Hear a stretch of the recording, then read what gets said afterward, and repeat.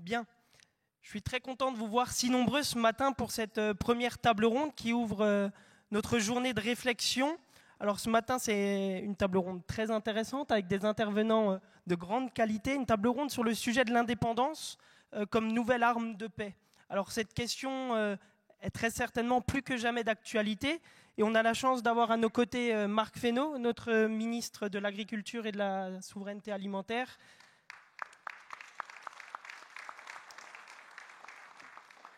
Madame Agnès Pannier-Runacher, notre ministre de la Transition énergétique. Merci d'être avec nous ce matin.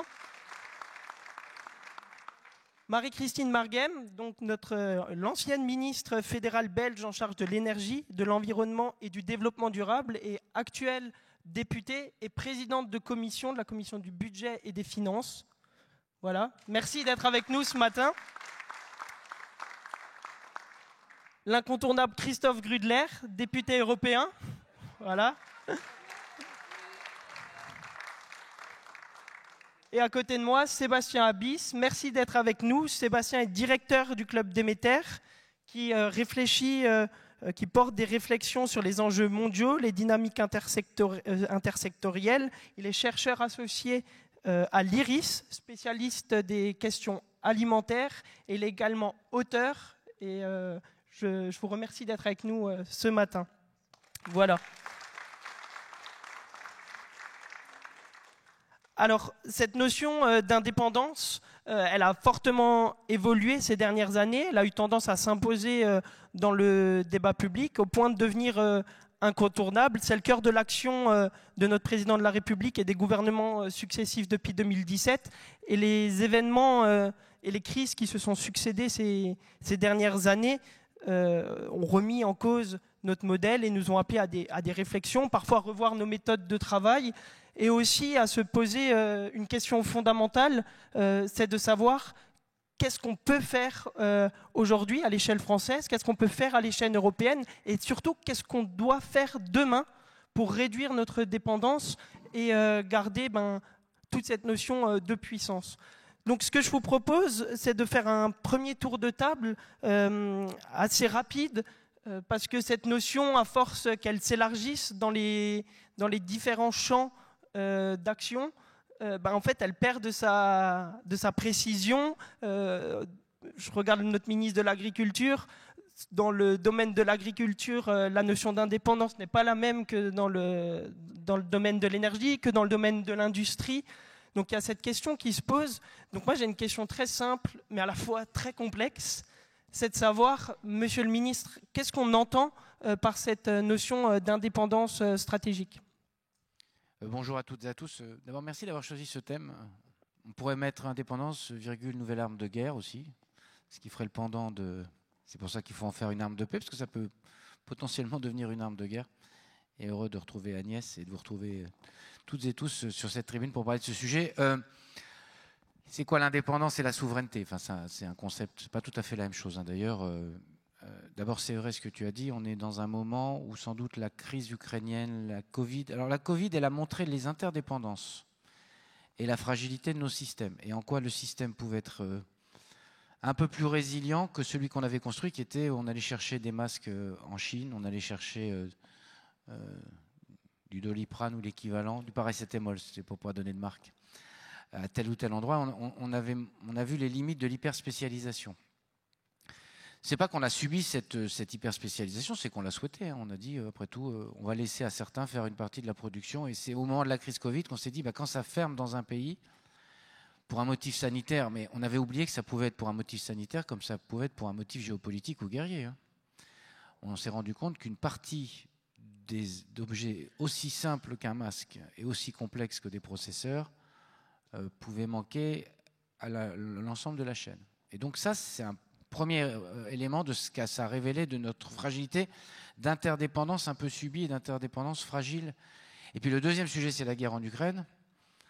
On en reparlera peut-être tout à l'heure, mais je considère que Vladimir Poutine a construit une stratégie d'abord de sa propre indépendance, mais in fine un objectif de démarrage qui est un objectif de mettre les autres sous forme de dépendance. En faisant on en parle souvent avec Sébastien Abyss, en faisant de l'alimentation une arme. quand vous regardez les deux sujets, mais Agnès en parlera beaucoup mieux que moi, les deux sujets sur lesquels il a décidé de faire pousser la Russie, c'est énergie, agriculture. Et reconnaissons qu'il y a 25 ans, on avait l'impression que c'était quand même tout ça, c'était plutôt des stratégies obsolètes. On disait l'énergie, le pétrole, le gaz, on savait déjà quand même qu'on était vers quelque chose qui doit un jour finir. Et l'agriculture avec le sentiment que le problème était réglé. Et tactiquement, il a quand même mis un sacré bazar en faisant ça. Donc pour moi, l'indépendance, alors d'abord l'indépendance, c'est pas l'autarcie, c'est pas le repli sur soi, c'est forcément, me semble-t-il, pour nous, d'abord parce que c'est de la construction que nous avons choisie, mais globalement, c'est dans l'espace européen qu'elle peut se construire. Je ne vois pas qu'on puisse construire, y compris dans ces dérèglements du monde, y compris dans le dérèglement climatique, quelque chose qui soit simplement la préoccupation de comment je nourris ma propre population. Pour nourrir ma propre population, j'ai besoin de facteurs de production, j'ai besoin d'engrais, j'ai besoin d'énergie, et d'énergie pour faire des engrais. J'ai besoin d'un certain nombre de facteurs de production que je ne pourrai pas jamais tout à fait fournir tout seul. Donc j'ai besoin de trouver un espace dans lequel je sois sécurisé de mon approvisionnement, mais dans lequel je ne sois pas seul face à mon approvisionnement. Sinon, je prends un risque, me semble-t-il, assez terrible. Donc c'est au moins dans l'espace européen. Et deuxième élément, juste pour faire vite, parce que tu m'as demandé de faire vite, je pense que la souveraineté et l'indépendance, c'est pas la solitude, c'est un peu comme en politique d'ailleurs, d'une certaine façon. Et c'est la capacité à générer des interdépendances, mais qu'on choisit et qu'on ne subit pas. C'est-à-dire qu'il faut qu'on puisse choisir nos interdépendances. C'est avec qui je veux faire du commerce, vers qui je peux me retourner si j'ai un problème, et quels sont mes alliés dans la durée qui me paraissent les plus solides. Alors, on est dans un monde où rien n'est tout à fait solide, mais je reconnais que même si je ne suis pas géopoliticien, l'idée de s'être mis à ce point dans les mains du géant russe, sans savoir que ça pouvait dériver, c'est quand même un truc curieux, parce que dans l'histoire, on sait à quel point ces continents-là, ces pays-continents, si je peux dire, ont eu des stratégies qui étaient parfois des stratégies de domination. Voilà, c'était juste pour donner quelques points d'éclairage. Merci beaucoup. Je me tourne vers Agnès Pannier-Runacher, qui a une mission très importante quand on parle d'autonomie stratégique, la question de l'énergie. Et on a vu à quel point c'est fondamental. Au-delà de tout ce qui peut nous dépasser, aujourd'hui, c'est vraiment une question qui est au cœur des préoccupations de tous les citoyens de France et d'Europe. Et donc, forcément, vous agissez.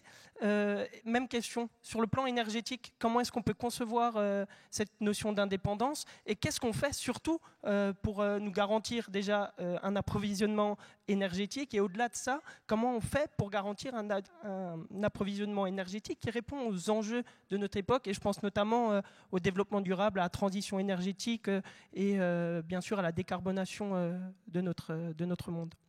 Alors déjà, bonjour à toutes et à tous et merci de m'avoir invité sur ce plateau. C'est un grand plaisir de retrouver mon partenaire, puisque moi je ne suis pas MODEM, mais je veux le dire ici, toujours très fiable dans les combats. Je voudrais juste prendre un temps de recul pour dire ce qui a changé de mon point de vue et qui rend cette question d'indépendance beaucoup plus cruciale aujourd'hui. Le temps de recul, c'est la géopolitique. Qu'est-ce qui est en train de se passer? On a effectivement une Chine qui est quand même la plus grande puissance mondiale sur le papier, c'est-à-dire le plus de population, le plus de territoire, le plus de ressources, et aujourd'hui faisant partie de plus de capacités technologiques, qui se positionne comme une puissance et qui assume ce statut de puissance et qui est en train de vouloir prendre un leadership mondial. Vous avez la réponse américaine. Donc ça, c'est... et une Europe qui est confrontée à ces deux éléments de déstabilisation. Mais vous avez un troisième phénomène qui me paraît très important, c'est la montée des BRICS.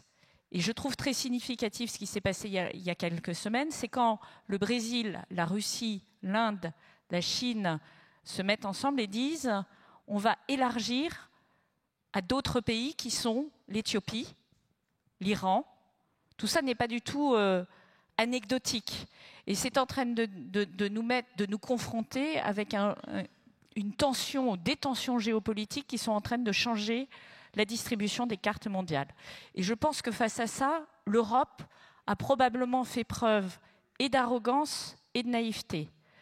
D'arrogance parce que l'idée qu'on va organiser des chaînes d'approvisionnement mondiales en gardant les activités qui ont le plus de valeur ajoutée chez nous et en laissant les ateliers du monde prendre ce qui est polluant ce qui n'apporte pas beaucoup d'argent, mais sur lequel on peut faire trimer des centaines de milliers de personnes, c'est de l'arrogance, et c'est d'ailleurs assez cynique au passage. Et puis de la naïveté, parce que malheureusement, la fin de l'histoire, ce n'est pas tout à fait ce qui est arrivé, et nous sommes plutôt dans une phase d'accélération de l'histoire avec de réels risques de conflits à haute intensité, et pas seulement en Ukraine, mais vraiment aux portes de l'Europe, en mer de Chine et dans d'autres endroits. Ce qui se passe en Afrique doit également nous alerter. Donc je pense que ce paysage-là, il faut l'avoir en tête quand on pense l'indépendance et la souveraineté. Maintenant, la difficulté de la France quand elle parle d'indépendance, c'est cette indépendance qui est une souveraineté ouverte en Europe, c'est-à-dire de pousser l'Union européenne à être cette puissance indépendante et pas d'être la France indépendante contre tout le monde. Et si on prend le sujet de l'énergie, comment fait-on ? Là aussi, quel est le paysage ? 2/3 de notre énergie est importée, du gaz et du pétrole. 2/3. On est tous obnubilés par l'électricité. Sur l'électricité, on est très bon. Il se trouve que l'éléphant dans la pièce, c'est le gaz et le pétrole. C'est 120 milliards d'euros de dépenses chaque année. Donc ce n'est pas l'épaisseur du trait. Et comment on change ça ? Il faut construire une politique effectivement d'indépendance énergétique qui n'a jamais existé. On a toujours été dépendant énergétiquement, toujours. En tout cas, depuis la Deuxième Guerre mondiale. Je ne vous parle pas du Moyen-Âge où les structures étaient plus fermées, mais on a toujours été indépendant. Et l'énergie pas chère et abondante, c'est ce qui fait de la productivité, c'est ce qui fait de la croissance. Donc, c'est ça qu'il faut résoudre. Donc, comment fait-on ? Il faut tout reprendre à plat, baisser notre consommation d'énergie, augmenter notre capacité de production nationale. Et augmenter notre capacité de production nationale, c'est penser les chaînes d'approvisionnement derrière, qu'il s'agisse du nucléaire, où on est relativement très indépendant, si ce n'est sur l'approvisionnement en uranium naturel, ou les énergies renouvelables, où nous pouvons devenir indépendants, mais où nous sommes très dépendants sur tout ce qui est composant. Et donc, à chaque fois qu'on construit quelque chose, on dépend aujourd'hui assez largement de la Chine. Et donc le plan, c'est de conjuguer énergie et industrie. Merci beaucoup. Je me tourne vers Marie-Christine Marguem. Alors, vous avez exercé des responsabilités au gouvernement en Belgique. Vous êtes actuellement élu à la Chambre des représentants.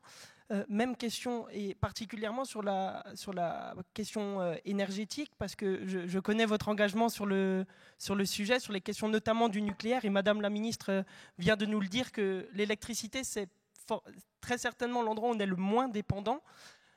Comment est-ce qu'on conçoit aujourd'hui l'avenir en matière électrique, notamment sur la question du nucléaire, et comment est-ce qu'on arrive à se projeter dans un avenir où à un moment on se disait que le nucléaire, on arrive à la fin de ce modèle-là qu'il faut renouveler. Alors, tout d'abord, merci de votre accueil, très chaleureux, dans cette contrée que je ne connaissais pas encore, sur un sujet très vaste et très épineux. On dit, si tu veux la paix, prépare la guerre. Et ici, je vois dans votre titre « Nouvelle arme de paix », c'est pratiquement le même sens. C'est une façon de dire comment soumettre l'adversaire sans combattre. Alors tout ça est très guerrier, mais au fond, ça revient à ça. Et je relis ce que je dis à ma collègue interlocutrice juste avant moi, qui explique les équilibres géopolitiques auxquels nous devons faire face. En 2014, quand j'entre en fonction comme ministre de l'Énergie, de l'Environnement et du Développement durable, la Russie envahit la Crimée. Et là, nous savons déjà, pour ceux qui sont un peu plus perspicaces, que nous aurons des problèmes et des tensions sur l'approvisionnement en gaz, par exemple.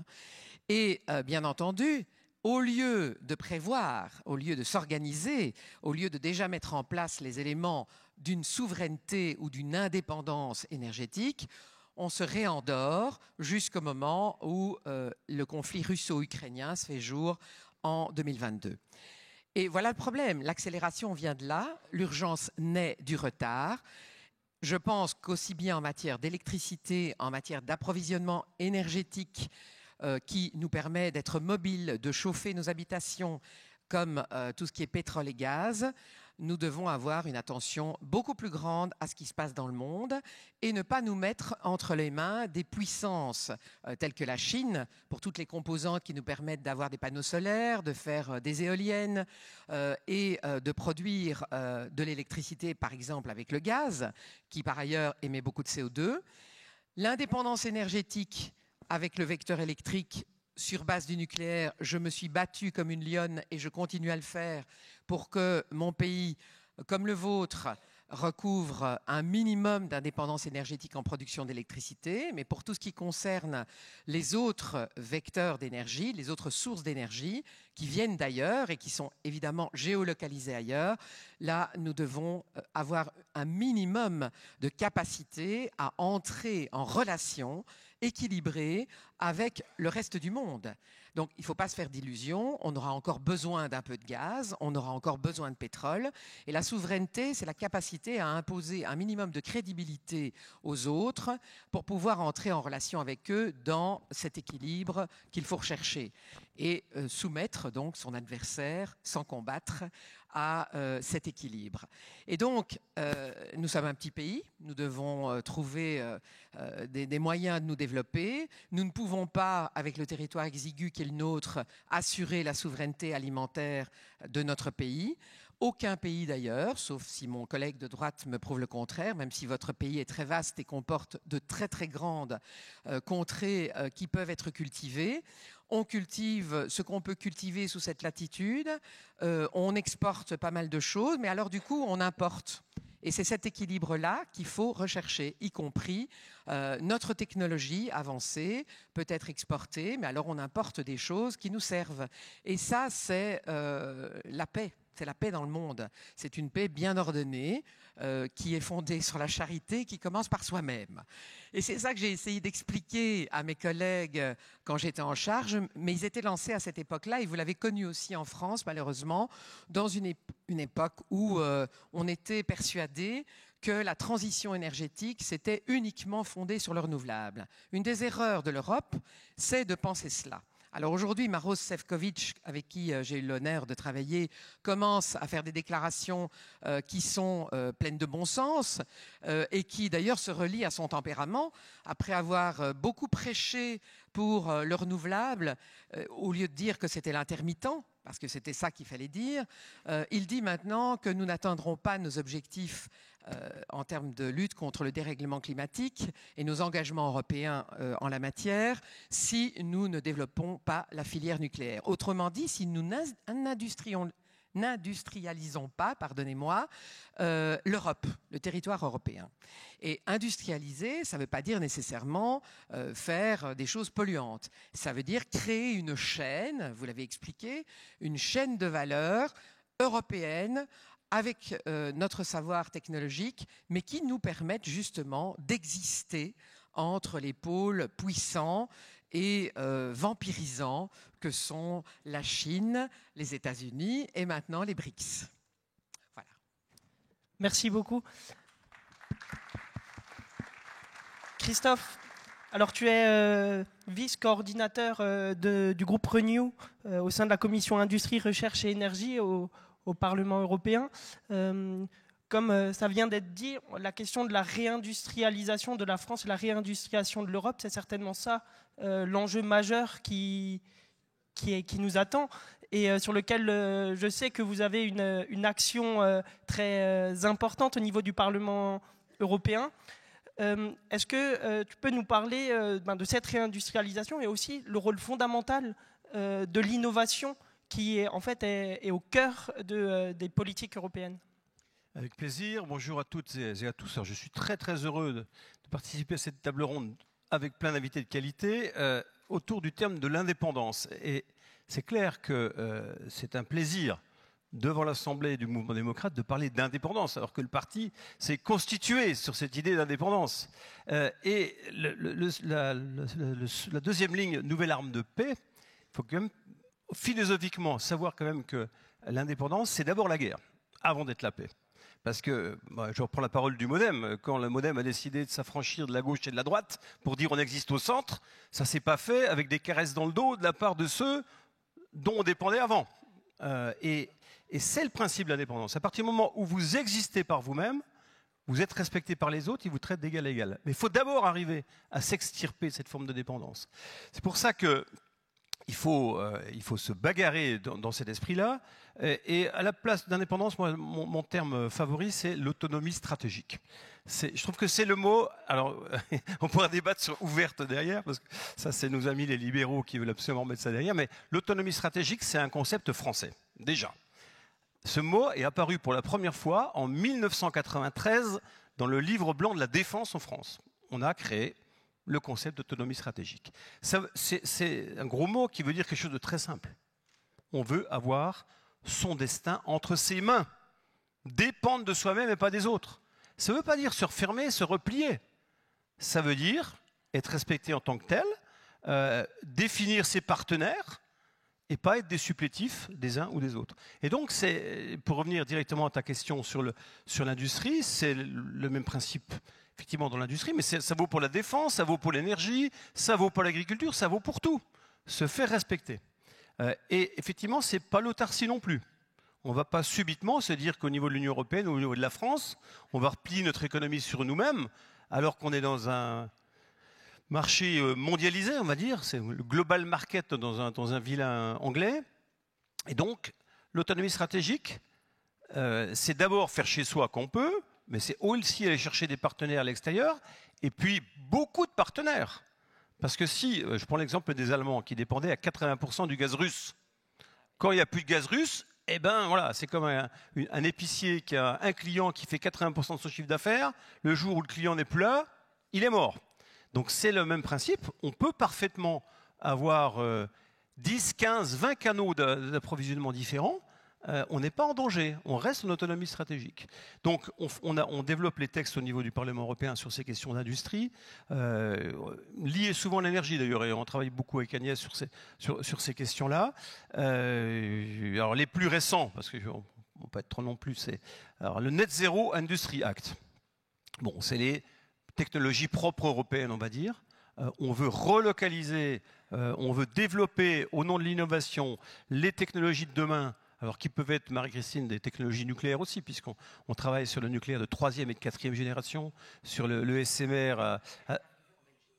Voilà, donc non, mais on sait qu'on s'entretient pour pousser un peu l'idée et que le club nucléaire porté par Agnès est aussi quelque chose d'assez dynamique. On essaye de développer nos technologies propres en résistance à l'IRA américaine, donc le process de lutte contre l'inflation aux États-Unis, où il y a des milliards sur la table pour éventuellement même débaucher nos entreprises européennes pour qu'elles aillent produire là-bas. Donc, ces technologies propres, c'est pour pousser la création en Europe de techno. Je prendrai un seul exemple, et je reprends encore le nucléaire, puisqu'on y est. Bon, on a des super boîtes en France qui nous font du SMR. Le SMR, c'est des réacteurs de petite puissance, de 40 MW installés jusqu'à 500, 600 dans certains cas. Le Newart français, il fait 340 MW. Et donc, il y a un vrai potentiel chez nous là-dessus. Il y a un vrai potentiel sur la 4e génération, avec Narea, avec des spin-offs du CEA qui sont extrêmement pertinents. Donc, on a ce qu'il faut en techno. Sauf que, comme on a des dogmatiques antinucléaires, alors, dogmatique antinucléaire, crainte au niveau de la compétitivité parce qu'ils pensent que la France va avoir de l'énergie moins chère pour faire tourner son industrie par rapport aux autres pays. Enfin, tout ça, on essaie de nous bloquer au niveau techno. Et qu'est-ce qui va se passer dans 10 ans? On aura tué nos technos innovantes nucléaires et on ira acheter de la techno américaine ou chinoise ou russe qui, eux, sont en train d'avancer sans aucun frein législatif sur toutes ces questions du nucléaire. Là, il y a un plan de financement américain qui est une sorte de plan Marshall sur le SMR. Et grande nouvelle hier, ils ont dit que la République tchèque, la Bulgarie, la Roumanie étaient éligibles au plan d'aide américain si jamais ils voulaient acheter des SMR américains. Donc voilà, donc, il faut qu'on développe cette idée de réindustrialisation. Donc, je vous ai donné un exemple avec les technos propres, mais il y en aurait beaucoup d'autres et je serais beaucoup trop long. Il faut en finir avec l'Europe naïve. Il faut des accords de commerce équilibrés. Voilà, il faut vraiment qu'on arrive à défendre ce concept d'autonomie stratégique pour être respecté dans le monde. Et on y travaille bien au niveau du Parlement européen, au niveau du Conseil, Au niveau du gouvernement, on est vraiment sur la même longueur d'onde. Donc continuons à agir dans cet esprit-là. Bien, merci. Maintenant que les constats sont faits et que les premières actions ont pu être un peu développées, je me tourne vers vous, Sébastien Imbis, avec votre regard de spécialiste, de chercheur. Est-ce que vous pensez que la France, que l'Europe est aujourd'hui armée pour répondre à ces défis ? Je vais être beaucoup plus dans les constats que dans les actions, puisque j'ai cru comprendre que c'était davantage mon rôle que les autres personnes sur cette table ronde. Merci de votre invitation. J'ai entendu beaucoup de choses qui résonnent fortement, sur lesquelles je ne reviendrai pas. Mais je me dis que peut-être un jour, il faudrait que je prenne la carte de ce parti, vu les affinités de pensée.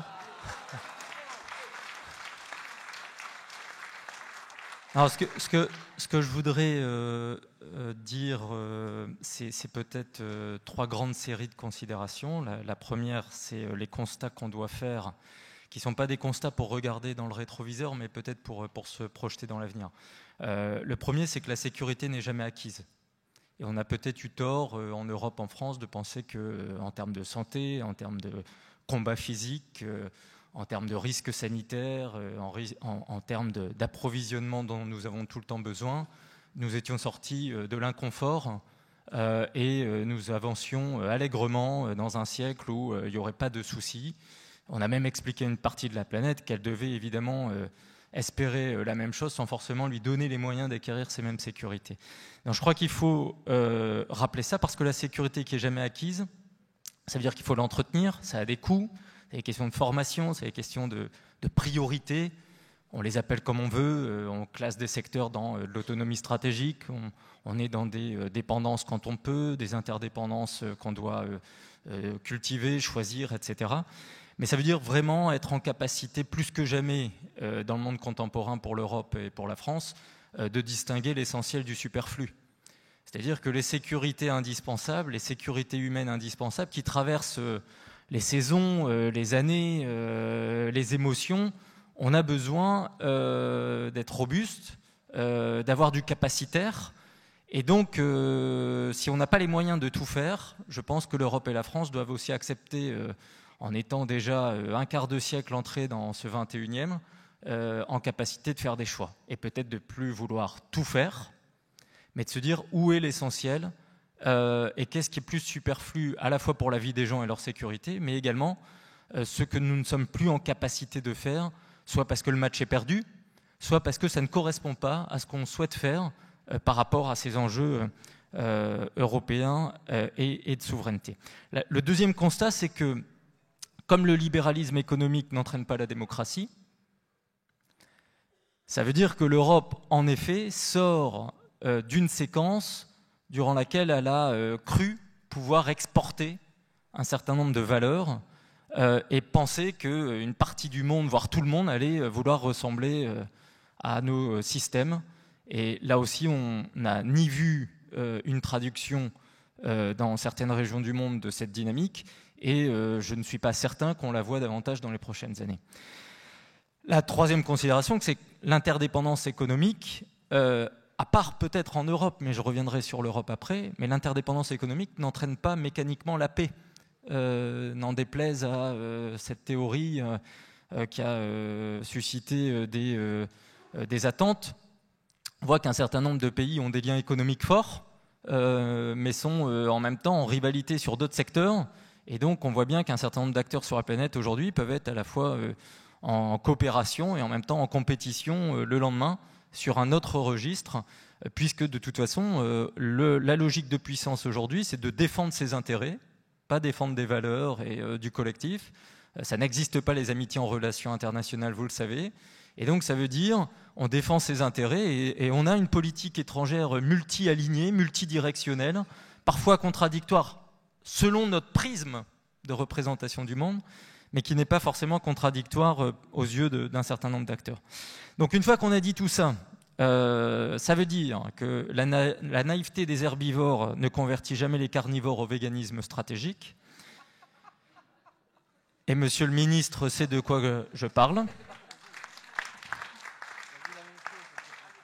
Et donc, je pense, et je vous prie de me pardonner l'expression que j'utilise depuis une année, mais il faut qu'on prenne conscience en Europe et en France que nous sortons des 30 glandeuses.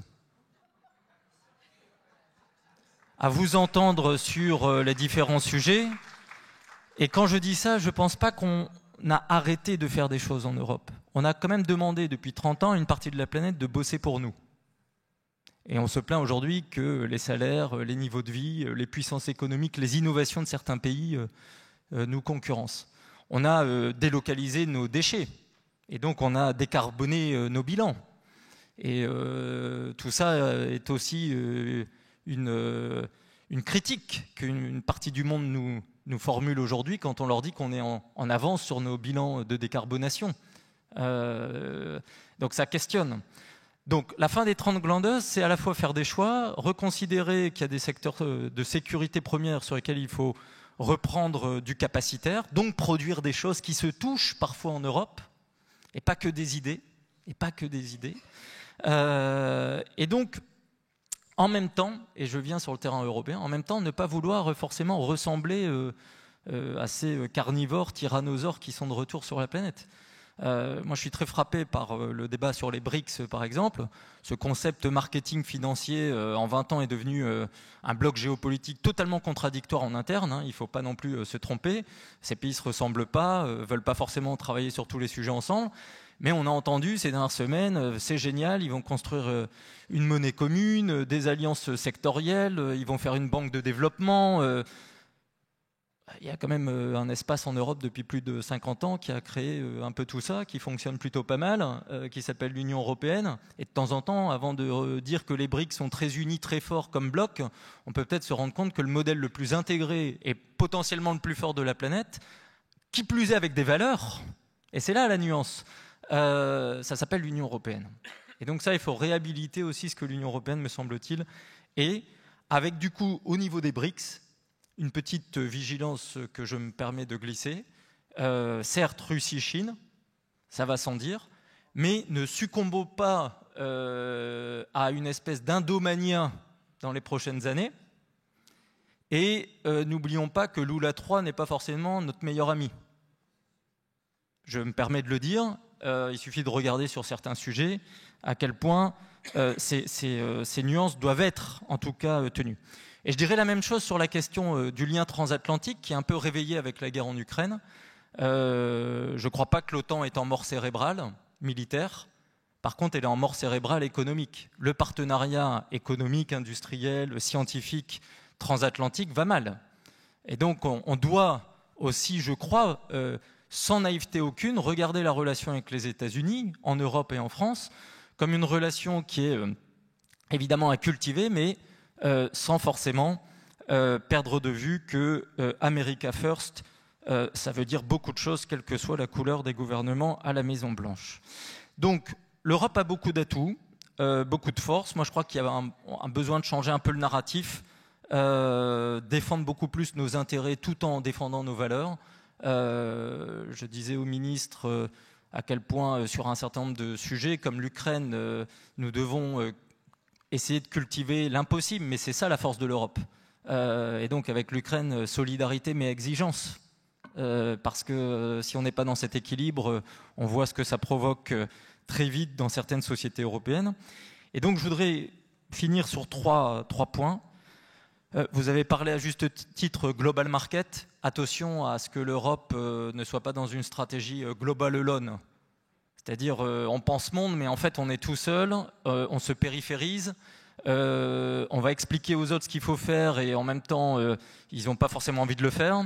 Et ils ont des attentes sur certains secteurs et nous, on n'est pas en capacité de les satisfaire, alors que parfois, on pourrait, comme sur les sujets agricoles et alimentaires, cultiver avec une partie du monde des liens forts.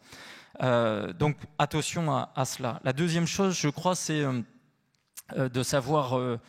j'ai beaucoup réfléchi à ce que j'ai appelé les Sherpas de la réussite pour ce siècle. Moi, je crois qu'il y a trois C qu'il faut systématiquement marteler. C'est compliqué par les temps qui courent, mais le temps long, j'ai cru comprendre que c'était aussi l'ADN de votre mouvement politique. Et donc, de la constance dans les choix faits et dans les investissements. de la cohérence. C'est-à-dire que si on parle de réindustrialiser l'Europe, il faut peut-être déjà ne pas désagricoliser l'Europe, puisque la première industrie européenne, c'est l'agroalimentaire. C'est vrai en Europe, c'est vrai en France. Si on veut de l'autonomie énergétique, peut-être se rendre compte qu'aujourd'hui, 20% de l'énergie renouvelable française provient des mondes agricoles. Et donc l'agriculture apporte beaucoup de solutions. Je le dis parce qu'on a longtemps expliqué que c'était un secteur du passé. Ça n'a jamais été aussi central dans les équations stratégiques contemporaines. Ça veut dire cohérence, on veut réindustrialiser. Ça veut dire expliquer aux gens que travailler dans l'industrie, c'est bien, leur donner la capacité d'y aller. Ça ne servira à rien de reconstruire des usines si personne ne veut travailler dans les industries. Donc il faut réhabiliter tout ça. Et du coup, j'en viens à un troisième point, c'est qu'il va falloir renforcer énormément l'éducationnel. Il y a de la greenflation. Si on est vertueux sur les transitions écologiques en Europe, il faut expliquer que ça coûte cher. La sortie du pétrole va coûter très cher. Très cher. L'inflation alimentaire est une excellente nouvelle, parce que l'alimentation est vitale. Et je crois fortement qu'il faut arrêter d'expliquer que l'alimentation est la variable d'ajustement. Et donc mettez de l'argent dans vos microbiotes et pas sur une épargne d'assurance vie à la banque. Soyons très clairs aussi sur la santé de vos territoires, votre santé individuelle, de la planète. L'alimentation permet de faire des choses. Et donc ça veut dire la question de l'éducation aussi dès le plus jeune âge. Pas que pour les adultes et ce rapport aujourd'hui à cette économie de guerre ou d'autonomie stratégique. Et dès le plus jeune âge, je sais que vous êtes sensible à cette question du temps long et de l'éducation. Je crois qu'on fait encore l'école en 2023 comme on faisait l'école au siècle dernier. Et je ne sais pas, je m'interroge, j'ai 2 filles, je ne sais pas si on est en train de leur apprendre les savoirs indispensables pour les sécurités premières, puisqu'on a expliqué qu'un certain nombre de métiers manuels n'avaient plus de sens. Les lycées professionnels, c'était moins bien. Les lycées agricoles, j'en parle même pas, puisqu'il y a eu une époque, monsieur le ministre, où quand on avait un bac agricole, on appelait ça un bac déprime. C'est dire à quel point c'était symbolique. Donc, nous avons besoin peut-être de revoir à quel point sur un certain nombre d'apprentissages, le manuel, le productif, ce qu'il faut pouvoir savoir faire pour sûr dans sa vie est important. Moi j'ai 42 ans, il y a plein de choses que je ne sais pas faire du tout. Et donc je suis préoccupé sur les savoirs indispensables du XXIe siècle, avec une dernière chose qui me semble indispensable, c'est qu'on ne perde pas de vue l'importance du contradictoire. C'est-à-dire que puisqu'on est en Europe et en France, cultiver le contradictoire, ça veut dire que sur un certain nombre de sujets, quels qu'ils soient, s'écouter, essayer de comprendre pourquoi les uns et les autres ne pensent pas la même chose, et être dans une trajectoire, s'unir pour changer. On perd un temps fou depuis 20 ans à opposer public, privé, entreprise, ONG. Si on veut transiter sur tous les défis qui vont nous permettre de sortir des 30 glandeuses pour rentrer dans quelque chose, un peu des 30 audacieuses, qu'on retrouve du PEPS et qu'on explique aux jeunes de 20 ans qu'en 2050, ils vont ni mourir de chaud, ni moins bien vivre que leurs parents. Parce que sinon, il ne faut pas s'étonner qu'ils restent sous la couette le dimanche matin. Je veux dire. Et encore. Donc, je pense que voilà, l'éducation, mais l'éducation avec en même temps le retour aux évidences et à quelques savoirs indispensables.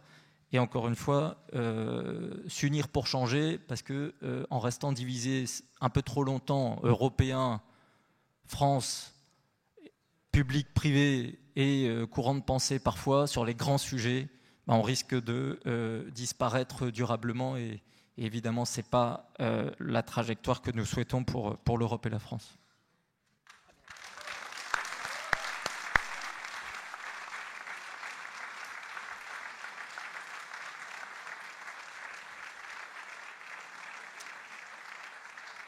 Bien, merci, merci beaucoup.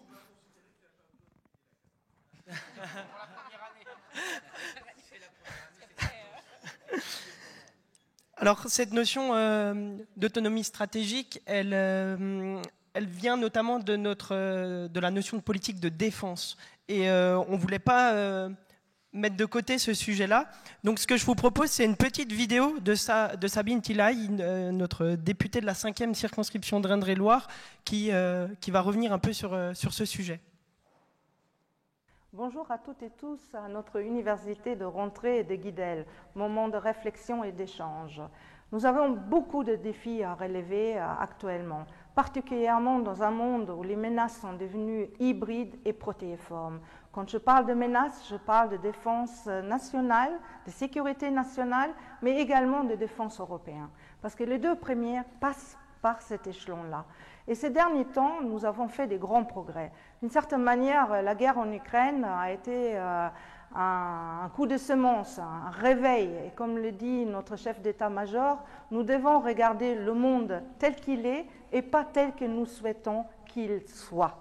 Et ça implique aujourd'hui de se préoccuper de la défense européenne.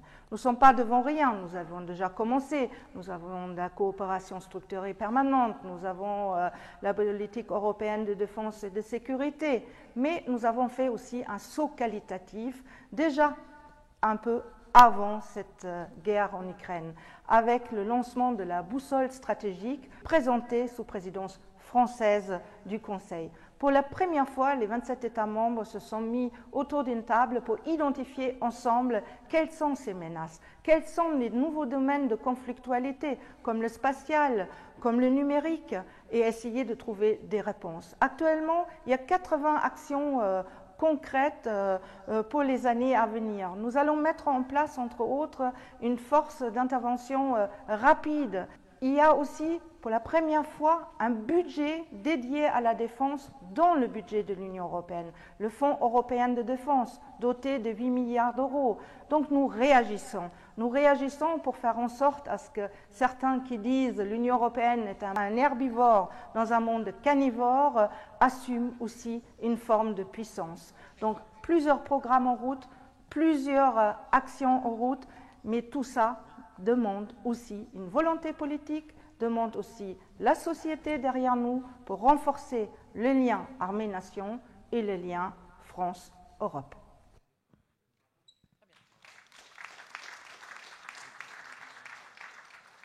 Voilà donc une vidéo assez complète sur le sujet de défense. Je me retourne vers notre ministre de l'Agriculture. Alors, on voit un monde où on a une population de plus en plus nombreuse, un monde qui a de plus en plus faim, un monde qui rentre de plus en plus dans la consommation de masse, avec, on parlait des BRICS tout à l'heure, qui rentrent dans cette consommation de masse. Moi, la question que je me pose, c'est de savoir quel est le rôle de l'Europe sur les questions de politique de solidarité alimentaire. Et quand on parle d'indépendance, comment est-ce qu'on conçoit la notion de solidarité? Parce que indépendance, on l'a dit à plusieurs reprises, c'est pas un repli sur soi. On a certainement aussi ce devoir de solidarité. Et donc, voilà ma question. Merci beaucoup. Je voudrais revenir sur 2 ou 3 points qui ont été dits avant de répondre à la question. D'abord, je crois à ce qu'a dit Sébastien Abyss sur la question de la hiérarchie des valeurs. Ce qui doit amener d'ailleurs une réflexion sur les affaires sonnantes et trébuchantes. Je suis très frappé du débat qu'on a sur l'inflation, y compris alimentaire. Au fond, on nous explique quand même que finalement, c'est là-dessus qu'on doit faire pression, parce que dans la hiérarchie des valeurs, intuitivement, si on dit que c'est là-dessus qu'on doit faire pression, ça veut dire que dans la hiérarchie des valeurs, on considère que c'est plutôt plus bas qu'autre chose. Enfin, personne ne dit qu'il faut faire baisser ces produits-là. Or, tout le monde en a et ça pèse lourd dans le budget de nos concitoyens. Donc, on a besoin d'inverser quelque chose en se disant, si c'est un sujet d'indépendance, de souveraineté et un sujet vital, il faut qu'on y mette le prix. Parce que ça a un coût, l'indépendance. Et c'est ce que vous avez dit. Je pense que c'est un élément extrêmement important de le penser comme ça. Deuxième chose que je voulais dire, c'est... je rejoins ce qui a été dit sur la question de l'école et de l'éducation. Moi, je me souviens d'un monde, alors je suis un peu plus âgé que mon voisin, mais où on nous expliquait quand même qu'il y avait 3 économies, l'économie primaire, l'économie secondaire et l'économie tertiaire. Que l'économie primaire était en train de disparaître dans ces 2 volets qui étaient l'agriculture et la pêche. Que l'économie secondaire allait être fournie par les pays voisins, lointains, plutôt que voisins d'ailleurs, la Chine, l'Inde, l'Afrique, etc. Et que nous allons vivre heureux dans le monde de l'économie tertiaire, celle du service, de la haute technologie et du tourisme. Un peu amour et eau fraîche. On va dire ça comme ça. C'est ma voisine qui me le souffle. Sauf qu'en fait, ça ne marche pas en fait. Et ce qui est assez fascinant dans le moment qu'on traverse, c'est que ce que vous avez appelé les 30 glandeux, c'est qu'on s'est quand même pendant 30 ans, 40 ans, 50 ans bercé de cette illusion-là. Et on a redécouvert que quand même on avait besoin de pouvoir se déplacer, se chauffer, produire, se nourrir, et que tout ça c'était quand même des sujets assez de base, qui relevaient plutôt d'économie primaire, économie tertiaire. Et ça a introduit d'ailleurs dans l'inconscient collectif l'idée que ces métiers-là étaient des métiers du passé et pas des métiers d'avenir. Ce qui explique une grande partie de la crise qu'on a des vocations. Dès qu'on dit je veux travailler dans l'industrie, c'est une espèce de truc. La France ayant été un peu championne du monde du dénigrement de l'industrie, pour le coup plus que d'autres pays voisins, même peut-être les Belges, en tout cas certainement les Allemands, sur ce volet-là. Je pense qu'on a réussi à un peu inverser ce qu'on a fait sur la question de l'apprentissage. Je pense que ce qu'on a fait depuis 6 ou 7 ans, le président de la République est arrivé, je pense qu'on a réussi à réinverser l'idée qu'au fond, il fallait d'abord pouvoir des emplois, et deux, qu'on pouvait s'épanouir dans d'autres voies qui étaient dévolues. Troisième chose. Quatrième chose, et ça m'amènera au sujet, c'est les dinosaures et les diplodocus et les tyrannosaures. C'est des choses qu'on échange de temps en temps avec Sébastien Huys. D'abord, il faut regarder comment les autres font les accords internationaux et nous, les partenariats. Je suis toujours très fasciné de voir comment font les Australiens et les Néo-Zélandais. On dit souvent qu'on a un accord très déséquilibré parce que ils nous vendent du mouton. Non, en fait, ils ne nous vendent pas du mouton. Ils se garantissent du fait qu'un jour, si les Chinois ne leur achètent plus de moutons, ils auront un territoire sur lequel aller. C'est-à-dire qu'ils pensent les accords internationaux, non pas comme des accords commerciaux, mais comme des accords géopolitiques ou de protection géopolitique. Et je trouve que l'Europe, parce que c'est plutôt une négociation européenne, elle pense accord économique. Alors, je t'échange des avions, des voitures contre de l'agroalimentaire, ça a été ça. Hein. Enfin, on ne va pas se raconter l'histoire. Elle ne pense pas et si on me fait défaut. Et quand vous regardez parfois d'ailleurs la stratégie chinoise vis-à-vis de ses partenaires, nous sommes très exportateurs de porc vis-à-vis de la Chine, mais nous sommes quasiment les seuls en relation avec la Chine, le président de la République ayant ouvert ses marchés. Mais nous sommes désormais plus en situation de dépendance de la Chine par cet accord qu'en situation d'interdépendance. Et si un jour, un matin, il décide de fermer, comme aux Néo-Zélandais, il fermerait, on sera en situation de difficulté. Donc on a besoin de diversifier dans les accords internationaux les choses. Et pour répondre à la question évoquée, le dérèglement climatique, il devrait pousser, alors je ne sais pas si c'est une réflexion de diplodocus, mais le dérèglement climatique, il devrait pousser à la coopération. Quand vous regardez la capacité de production de biomasse dans le monde, ce que dit le GIEC, c'est qu'en gros, il n'y a que 1 ou 2 espaces qui vont pouvoir produire plus de biomasse sous contraintes climatiques, c'est la Russie. C'est autour de l'arc arctique. Parce que vont se libérer des terres et des capacités de production qu'on va perdre plutôt au sud de cet arc-là. Donc on va avoir en plus un pays et un empire qui va être en capacité de produire plus quand nous produirions moins. Et donc on a une responsabilité, c'est celle de, au niveau européen, de quand même de s'assurer qu'on se nourrit. Je rappelle que cette année, l'Espagne va doubler, je parle sous votre œil, sa demande en céréales. Probablement ukrainienne, j'espère que ukrainienne. Mais j'en suis pas certain. Vous voyez ce que je veux dire? C'est-à-dire qu'on va être dans un moment où ceux qui nous font la guerre sont ceux qui nous nourrissent aussi. Bon, il faut d'abord qu'on s'assure de ça. Et ça nécessite, je le dis quand même, de réinterroger le Green Deal dans son fondement, non pas de transition, parce que ça c'est juste, mais dans son fondement décroissant. C'est-à-dire qu'une partie du Green Deal s'est bâtie sur l'idée qu'il fallait qu'on produise moins en Europe. Or, le dérèglement climatique va le faire tout seul. Donc, il faut qu'on essaie de garantir de produire autant sous dérèglement climatique et sous contraintes climatiques et sous autres contraintes. Ça n'empêche pas de ne pas en rabattre sur le reste. Mais la philosophie à l'œuvre doit être plutôt celle-là qu'une autre philosophie. Il me semble que ça, c'est un élément important. Deuxième élément, il faut battre en brèche un peu. C'est ce que font un peu les nationalistes ou les populistes. Là, c'est plutôt sur la frange droite, mais ils sont assez vite rejoints sur la frange gauche. D'ailleurs, c'est le localisme échevelé. On va tout résoudre par le localisme. Alors, j'avais un débat avec paraît-il, un expert un jour, c'était à Tours. Il disait, temps heureux du localisme, et il expliquait du Moyen-Âge. Il dit, il n'y a jamais eu autant de famine qu'au temps du Moyen-Âge. Parce que moi, mon village s'appelle Marche-Noire. Si je sais nourrir que ma population de Marche-Noire, le jour où j'ai un pet, et le voisin dit, moi j'ai fait pareil, donc j'ai rien à te donner, ça finit mal. Hein. Donc on a besoin d'échanger. Enfin, je veux dire, c'est pas un gros mot d'échanger et en particulier sur les sujets agricoles et en particulier en dérèglement climatique. Donc on a besoin de construire avec les pays tiers. Et j'en finis. Parce que l'indépendance, c'est pas qu'une indépendance alimentaire, c'est pas qu'une indépendance industrielle, c'est l'indépendance géostratégique des frontières. Il importe pour moi de savoir qui nourrit la rive sud de la Méditerranée. Voilà, je crois que c'est important. Parce que, par exemple, cette année, l'essentiel est approvisionné par M. Poutine. S'il décide de fermer ces printemps arabes XXL, parce que printemps arabe, c'est pris. Mais si ce n'est pas pris, mes quantités, vous ne retiendrez rien des flux migratoires. Ça n'existe pas. Quand vous avez la mort aux trousses et que vous avez faim, prenez tous les bateaux de la Terre. Ce n'est pas vrai. Tous ceux qui racontent le reste racontent des bêtises. Et donc, on a besoin de construire des partenariats d'interdépendance, parce que ces pays-là ne pourront pas... Je ne crois pas que l'Égypte, je parle en me retournant vers mon voisin, je crois que définitivement l'Égypte, compte tenu de sa population et de sa géographie et de sa météorologie, ne sera jamais capable de nourrir son propre peuple toute seule.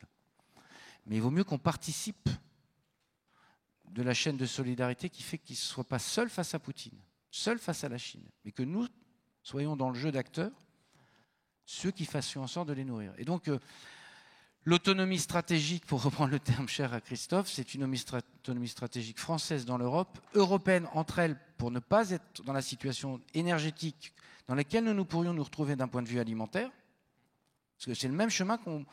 Heureusement, l'énergie est passée devant, si je peux dire. Peut-être que ça va avoir éveillé, malheureusement pour Agnès, mais peut-être que ça va éveiller les consciences. Et deux, il faut se préoccuper de qui va nourrir ce monde. Pas seulement parce qu'on passe de 7, 8, 9, 10 milliards, mais que la géographie des échanges alimentaires est une géographie impitoyable en ce moment. Et on n'a pas encore vécu une année qui viendra, je le dis, c'est pas pour faire dans le catastrophisme, je partage avec François l'idée qu'on ne fait pas avancer le monde, ce que je disais hier en plaisantant au Conseil national en disant on va tous mourir. D'abord parce que c'est vrai, deux, parce qu'on n'est pas pressé, et encore, c'est pas sûr. Parce qu'il n'y a jamais, comme dit, en fait, on ne sait pas. Et donc, il ne faut pas nourrir le catastrophisme. Mais il peut y avoir une année où le continent nord-américain, l'Australie et l'Europe aient un problème de gel, de sécheresse, un mauvais El Niño, un El Niño qui a vraiment mal tourné. Bon, dans ce moment-là, j'aimerais bien qu'on ne soit pas dans une situation comme celle dans laquelle on s'est trouvé, mais comment on va nourrir tout ce bon monde. Et ça pose la question sans doute des stocks stratégiques, enfin de quelque chose autour de ça. Qu'est-ce qui fait qu'on a quelque part un endroit où on peut se retourner s'il y a un problème et un pet, pardon de l'expression.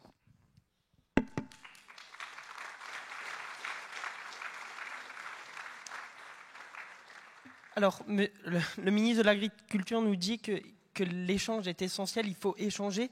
Et en matière d'énergie, on échange. On échange sur un marché particulier en Europe qui aujourd'hui est parfois remis en question. Moi, la question que je voulais vous poser, c'est comment est-ce qu'on doit le faire évoluer, comment est-ce qu'on le fait évoluer, et aussi quels sont aujourd'hui les enjeux de solidarité en matière énergétique, parce qu'on exporte de l'énergie, on en importe, on en exporte de nouveau depuis peu. Donc cette question, elle est aussi fondamentale, parce que les liens de dépendance et d'interdépendance en matière énergétique sont tout aussi primordiaux que pour l'agriculture. Alors, je vais faire comme Marc, je vais réagir sur quelques éléments et répondre ensuite à la question. Je voudrais revenir sur le sujet de valeur qui a été abordé tout à l'heure.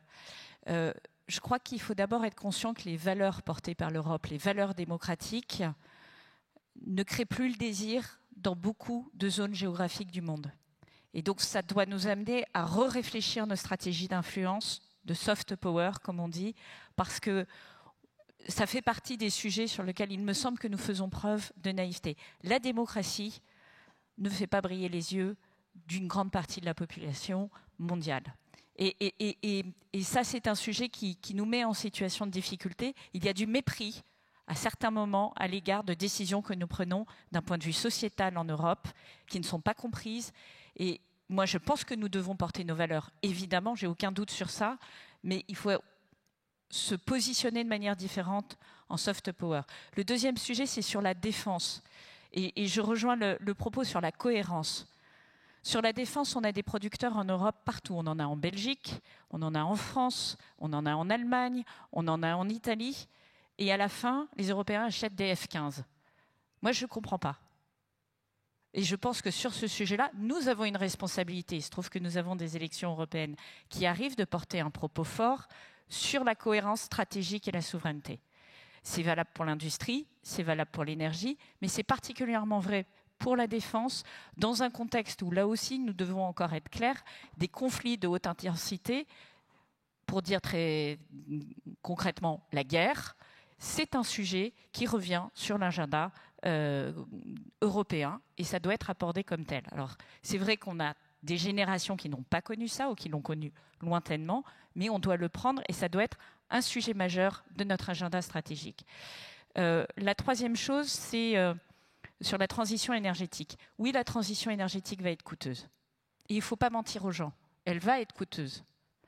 Mais ce n'est pas parce qu'elle va être coûteuse qu'il ne faut pas non plus saisir les opportunités qu'elle ouvre. Et dans la mesure où elle redistribue des cartes, à nous deux d'attraper les meilleures cartes. D'où le plan du président de la République.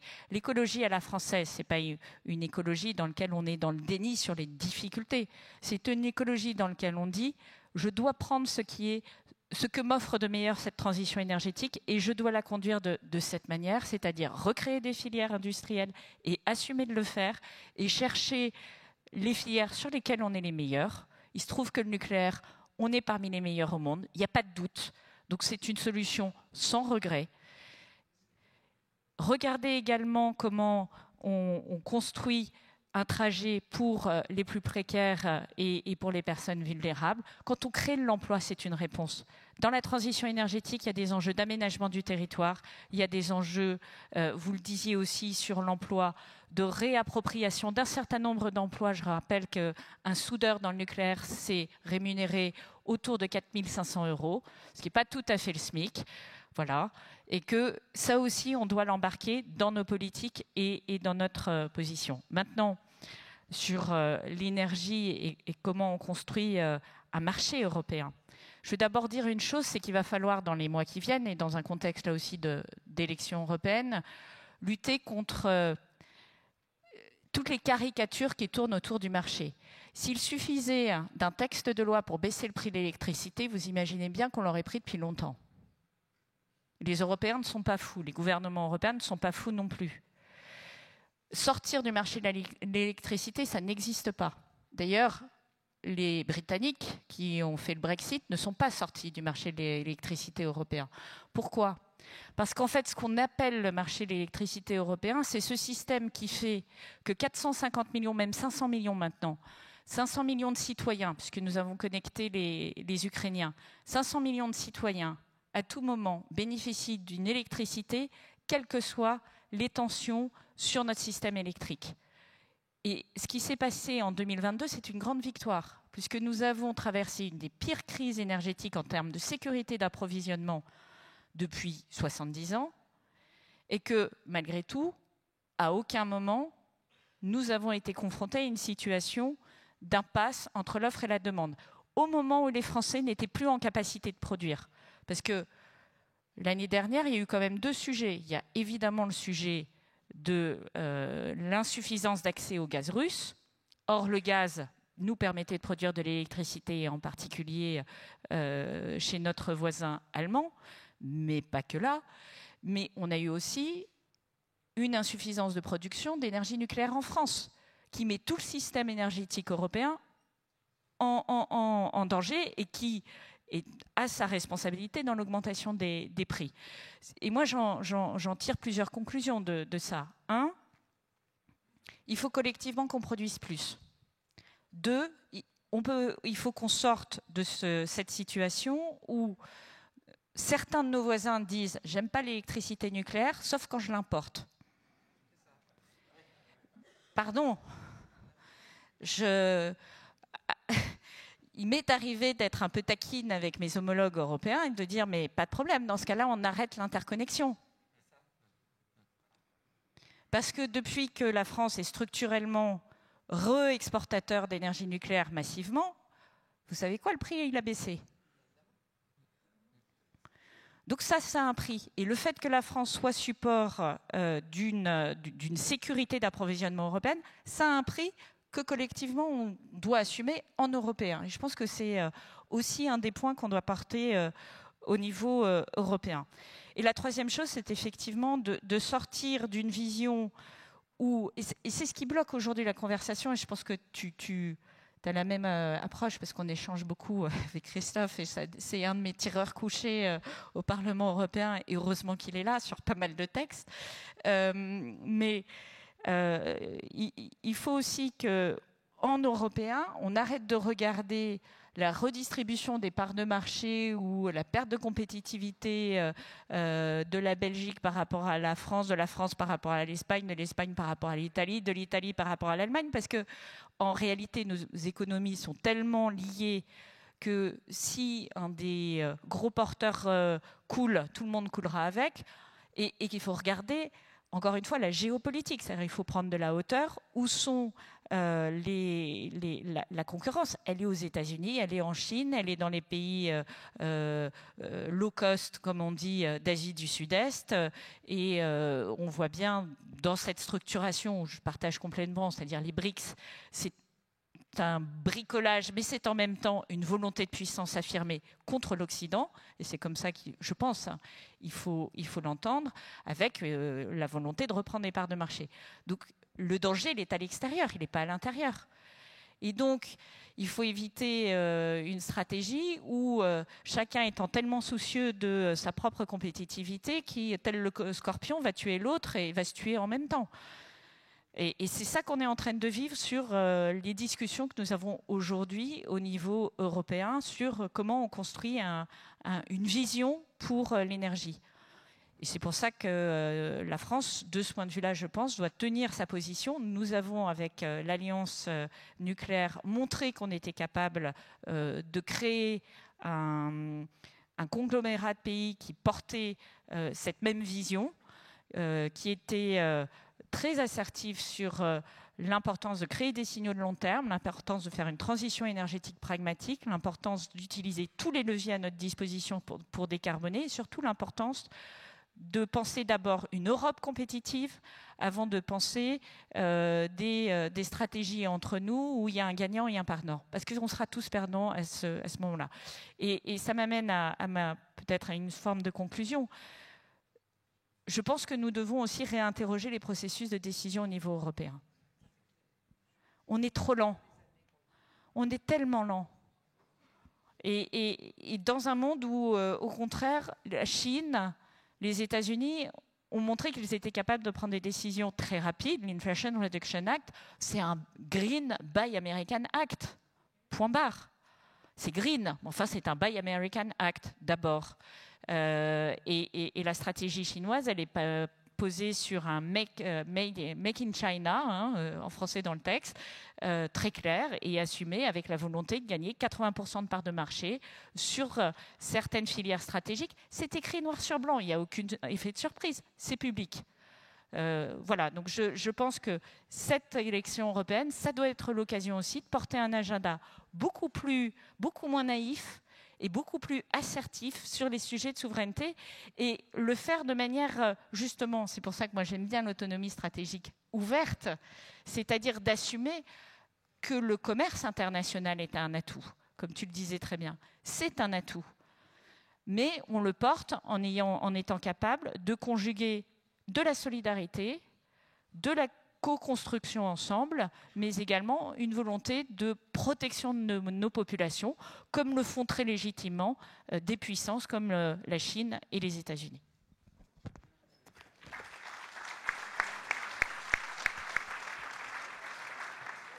Bien. Marie-Christine Marguem, vous étiez ministre de l'Énergie, de l'Environnement et du Développement durable. Et aujourd'hui, quand on regarde les liens de dépendance, ils viennent surtout du fait qu'on dispose que très peu d'énergie fossile, que de très peu de terres rares en France, en Europe. Et donc, quand vous étiez ministre, vous aviez porté différents dossiers, notamment sur la thématique du réemploi, de l'économie circulaire. Est-ce que demain, c'est ce secteur-là qui nous laisse aussi des perspectives de croissance énormes, doit être au cœur de nos préoccupations, et comment on relèvera ce défi-là qui est aussi un levier pour créer cette indépendance? Alors, avant de répondre à votre question, il y a quand même une foule de choses à dire que je vais dire de manière la plus synthétique possible. Tout d'abord, sur les constats que vous avez faits concernant l'épuisement démocratique. Alors, vous n'avez pas parlé de ça, mais on y était presque. Quand vous parliez, je m'adresse à vous, Monsieur Abyss, c'est votre nom, je crois, oui. Vous parliez en fait de l'éducation, de l'enseignement et de l'essentiel dans tous ces apprentissages, revenir au fond aux bases, se nourrir, se loger, avoir suffisamment pour fonder une famille et pour transmettre aux générations futures la base de ce qui fait notre humanité. Et ça, je crois que c'est quelque chose qu'il faut retrouver d'urgence à travers les circuits d'enseignement et de formation, à travers la parole publique, parce que j'ai constaté chez nos concitoyens un épuisement démocratique.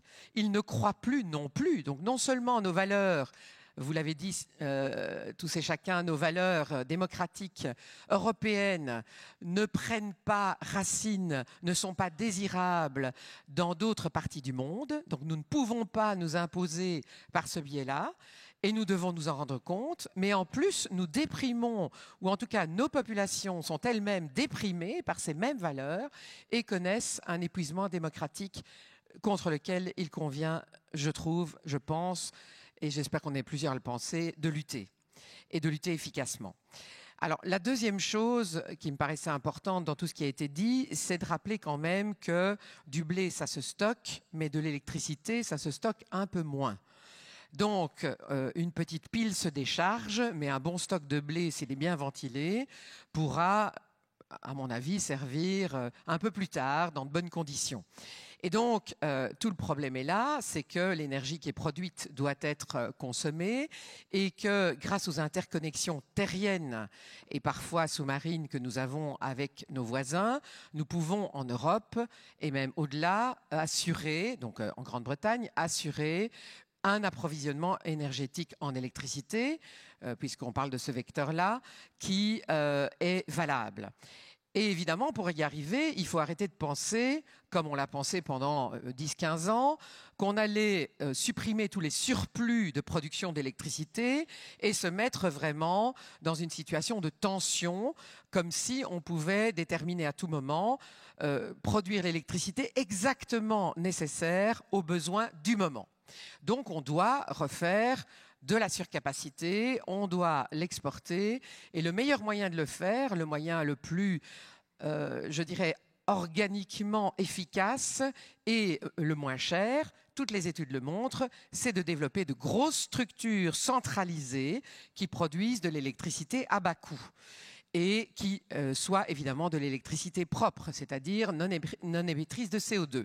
Évidemment, vous connaissez la réponse, c'est le nucléaire. Donc le projet industriel de l'Europe, ça doit être le nucléaire. Et j'en ai parlé tout à l'heure, de hauts responsables comme Maroš Šefčovič se tournent vers cette filière qui me semble importante.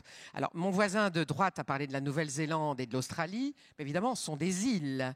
Donc tous les îliens ont une pression psychologique évidente sur l'absence d'approvisionnement de tous les biens, y compris de l'électricité.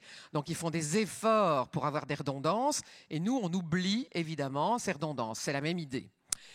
Ensuite, on a parlé de l'armement, de la guerre, sujet ô combien important, qui, comme l'industrialisation, peut paraître un peu sale pour des démocrates, pour des Européens aux belles valeurs. Mais non. Si tu veux la paix, prépare la guerre et essaie de soumettre sans combattre tes adversaires potentiels, qui sont par ailleurs dans d'autres canaux, vous l'avez dit, Madame Pannier-Runacher, des gens avec qui on peut avoir des contrats équilibrés pour échanger des choses.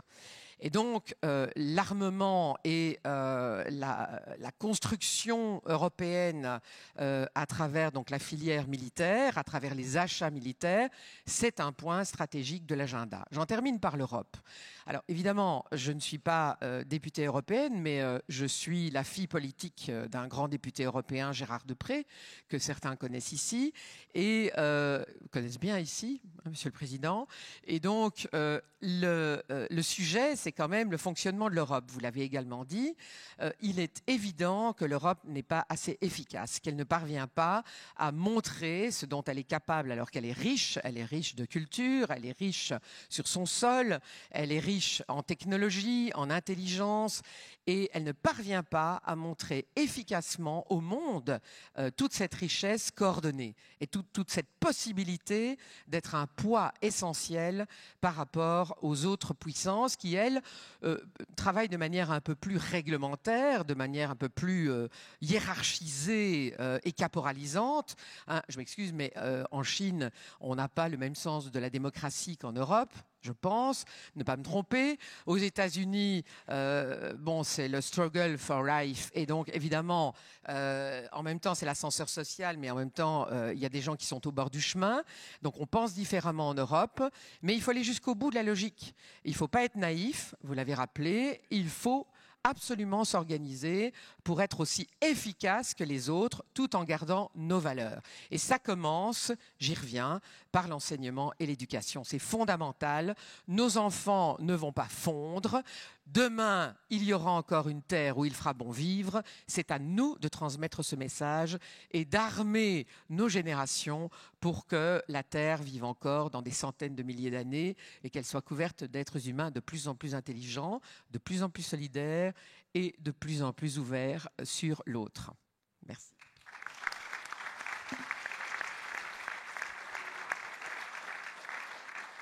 Alors, en décembre 2021, Maud Gattel a remis un rapport d'information sur l'autonomie stratégique de l'Union européenne.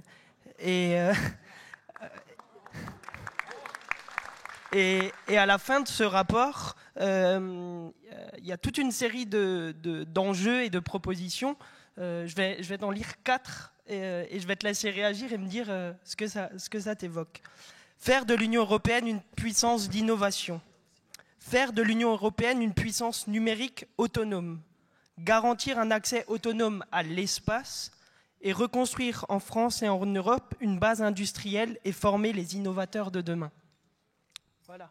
Merci. Alors, déjà, bravo à Maud pour ce rapport sur l'autonomie stratégique. Elle a eu le bon goût de m'auditionner dans le cadre de son rapport. Donc, alors, entre autres, avec d'autres également. Hein, donc, voilà. Donc, je vais le commenter rapidement. Si tu m'autorises, comme tout le monde, 2-3 petites broutilles sur ce que j'ai entendu. Déjà, autonomie stratégique ouverte. Il faut savoir que c'est quelque chose, effectivement, qu'on pousse aujourd'hui, mais qui est un peu antinomique, parce que l'autonomie et l'ouverture, c'est pas toujours exactement le même sens. Mais c'est une concession que nous avons faite aux ultralibéraux et aux libéraux qui ne voulaient pas entendre parler d'autonomie stratégique parce que c'était une remise en cause du marché commun. Donc non, vous inquiétez pas, ça sera ouvert. Donc autonomie stratégique ouverte. Et des fois, on dit aussi autonomie stratégique dans le respect du marché commun. Alors là, Madame Vestager, elle souffle un petit peu, d'autres soufflent également, et donc à l'arrivée on peut avancer pareil, ça ne change rien, c'est juste le wording, les mots qui sont un petit peu différents. Et donc il y a quelque chose qu'on a oublié dans cette autonomie, cette indépendance qu'on a défendue depuis le début de la table ronde, c'est dire qu'on a un allié fantastique, c'est un projet européen qui s'appelle le Pacte Vert, le Green Deal, parce que ce n'est pas seulement la décarbonation, c'est aussi l'autonomie. Quand vous faites une éolienne, où que ce soit en Europe, c'est autant d'énergie que vous n'allez pas importer, puisqu'elle va être produite sur le sol européen. Et cette dimension, on va dire, localisable de l'énergie renouvelable est souvent un petit peu oubliée. Et je pense que c'est important de leur dire. Alors ça nous vaut aussi des débats. C'est vrai que sur la question de l'hydrogène, nous, on veut plutôt la produire en Europe. On a largement les moyens de produire en Europe. Mais on a des pays amis et voisins, comme l'Allemagne par exemple, qui eux veulent absolument importer l'hydrogène de l'autre bout du monde et qui ont fait des accords de partenariat avec la Namibie, avec l'Arabie Saoudite, avec le Chili, pour importer demain de l'hydrogène décarboné de là-bas, aménager un port méthanier à Hambourg qui va coûter des milliards, plutôt que de le produire localement. Alors, une petite anecdote, si j'ai 30 secondes, les Allemands me disaient non, tu comprends, il n'y a pas assez de soleil dans nos pays de l'Union européenne. Il faut aller produire de l'hydrogène là où il y a du soleil, par exemple dans le désert. Puis je leur dis, vous n'avez pas oublié quelque chose? Oui, il y a du soleil dans le désert, mais pour faire de l'hydrogène, il faut peut-être un petit peu d'eau quand même, ça peut être utile. Et ils n'avaient pas pensé. Alors, ils m'ont dit, ah oui, non, mais on va dessaliner l'eau de mer. Imaginez 30 secondes une électrolyse comme ça, quel peut être le coût de la tonne d'hydrogène produite. Et donc, une remarque, puis financée par l'Europe évidemment, mais c'est pas si bête que ça, parce que la Banque de l'hydrogène, qui est dotée d'1 milliard d'euros, son but à l'origine, c'était que de financer de l'importation. Et nous, on s'est bagarré au Parlement européen avec l'ensemble des collègues pour qu'on dise non, la Banque européenne de l'hydrogène, elle va aider les techno-européennes pour qu'on ait de la production d'hydrogène décarbonée. Donc ça veut dire que ça peut être issu en France d'électricité du réseau ou de renouvelables si on veut, mais qu'on ait cette possibilité-là. Et on a plutôt gagné là-dessus. Le texte va arriver bientôt et je suis assez rassuré là-dessus. Un élément sur la lenteur quand même. Et c'est vrai que l'Europe, c'est trop lent. Alors j'étais rapporteur sur la directive des énergies renouvelables pour le groupe Renew. En 2022, on a eu les actes délégués de la Commission pour une révision de RED de 2018. Donc la fois d'avant. Il a fallu 4 ans pour que la Commission ponde un acte délégué, parce qu'en fait elle avait peur, certains États membres étaient contre, etc. et ne voulaient pas aller au clash. On a en juillet 2020 lancé la stratégie hydrogène européenne avec l'Alliance européenne de l'hydrogène propre. Juillet 2020, il a fallu attendre 3 ans pour que la Commission, enfin 2 ans et demi pour être plus précis, pour que la Commission notifie l'accord aux États membres pour que les projets puissent commencer. Et en France notamment, moi j'ai tous les industriels de l'hydrogène sur le dos. Ah, qu'est-ce qui se passe? Et dans le même temps, Mme von der Leyen disait il faut accélérer sur l'hydrogène. On va accélérer.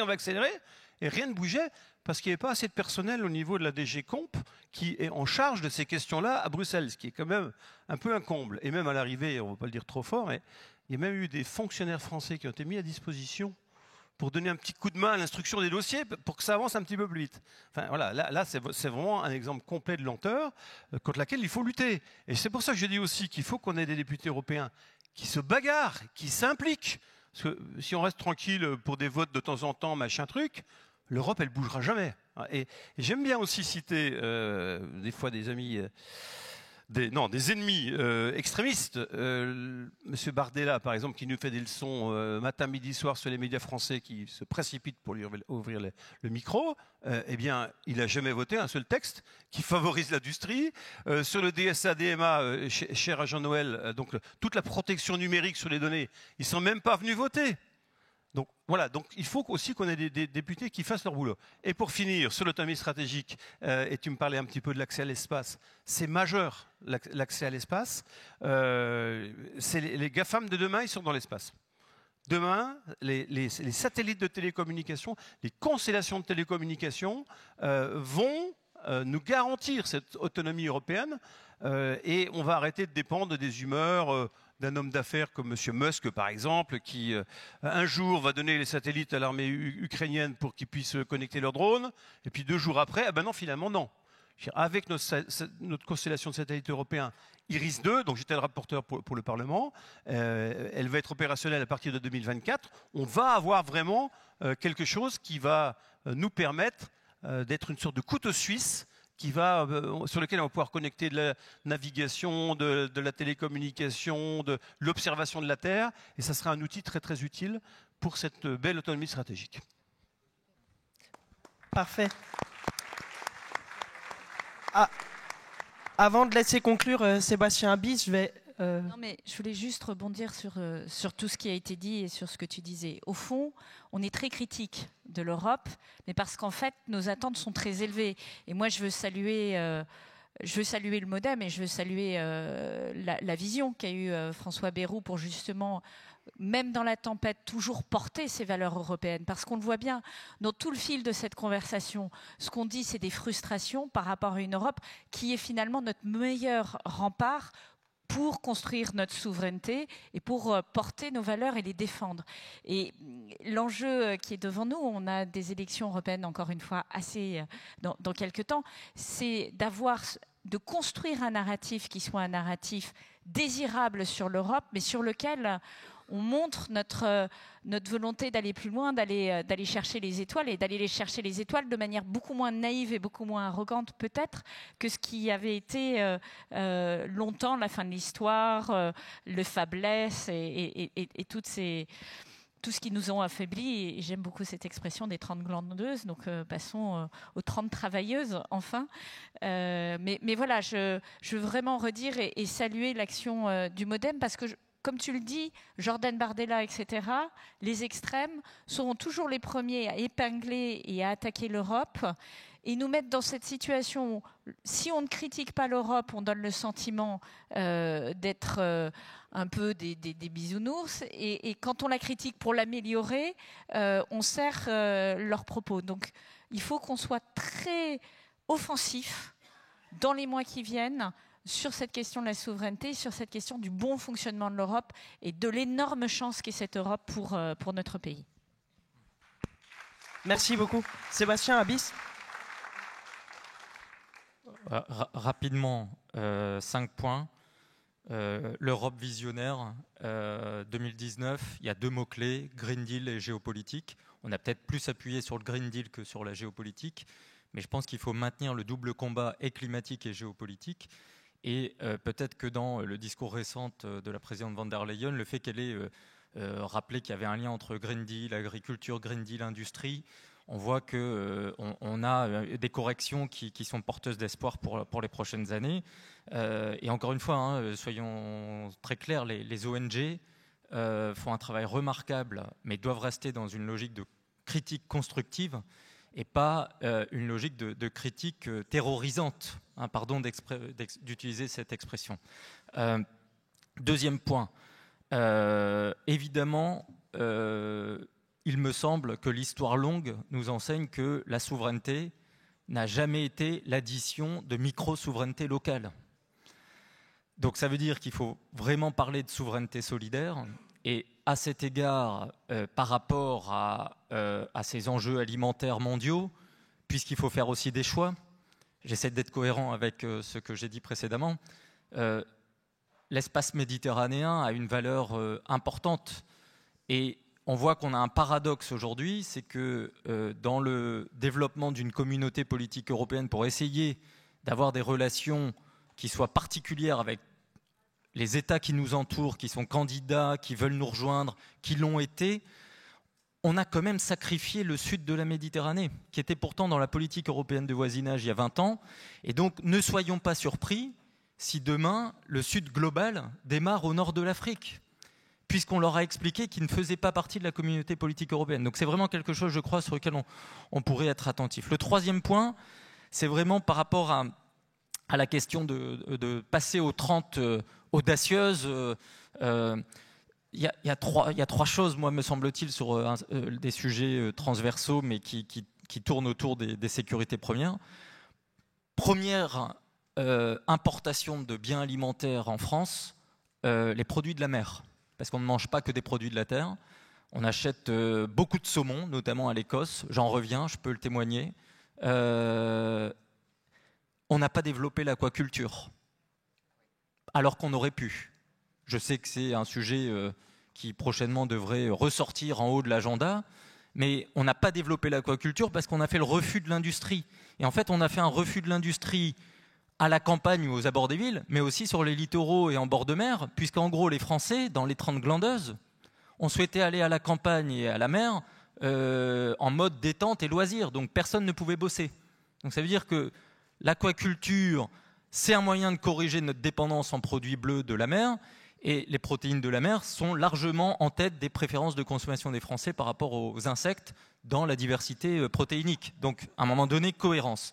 Engrais, nous avons des dépendances en engrais. Et en même temps, il faut essayer de produire des engrais, avoir des usines en France qui fabriquent des engrais. Sans engrais, vous divisez par 2 les récoltes agricoles en volume. Ce n'est pas de l'autonomie stratégique renforcée. Ça ne veut pas dire qu'il ne faut pas, dans les engrais, aller chercher du verdissement, ce que vous disiez. C'est comment on maintient des sécurités en même temps en les optimisant et en verdissant tout ce qui peut l'être. L'eau, le stockage de l'eau qui fait beaucoup de débats et suscite de l'émotion. Les méga-bassines, dans certains pays, on appelle ça des barrages. Et il y a des pays, les barrages, ils sont à vide. Donc, peut-être rappeler que les méga-bassines, le terme n'est peut-être pas approprié, mais ce n'est pas pour des agriculteurs aller à la piscine l'été se reposer. C'est le début de la souveraineté alimentaire d'un pays, l'eau. Donc le sujet de l'eau est important et le stockage de l'eau, c'est un sujet qui va devenir de plus en plus stratégique, mais qui doit nécessiter un débat citoyen parce qu'il y a des financements publics, l'eau est une ressource importante, mais l'eau mobilisée aujourd'hui en agriculture en France, elle est faite pour construire de la souveraineté alimentaire à domicile, donc vis-à-vis des autres. 4e point, proposition. Ce serait bien qu'on puisse de temps en temps rendre cohérents les stratégies d'entreprise avec les objectifs européens. On sait que les entreprises européennes ou françaises ont subi depuis quelques années les pressions de performance extra-financière. On a eu les critères ESG qui se sont imposés, etc. Tout ça n'a pas été forcément construit en Europe. Ce serait bien de temps en temps qu'on évalue la performance européenne des entreprises, que les entreprises européennes qui soient dans la construction européenne, un critère de performance d'européanité des entreprises puisse être établi pour voir comment tout ça s'emboîte dans une logique Green Deal et géopolitique. Et puis 5e chose, je ne crois pas à l'ascenseur social. Je crois à l'escalier social. Ça veut dire que dans un pays, on a des droits, mais on a des devoirs. Et je crois que dans ce que vous disiez sur l'effondrement démocratique, moi je crois à l'ardeur joyeuse. C'est-à-dire que ça va être compliqué les prochaines années, mais si on n'embarque pas tout le monde avec une vision d'ensemble, et donc de temps en temps, et aller plus vite, et en même temps jamais se hâter, pas être dans la précipitation et l'émotion, donc encore une fois de la constance.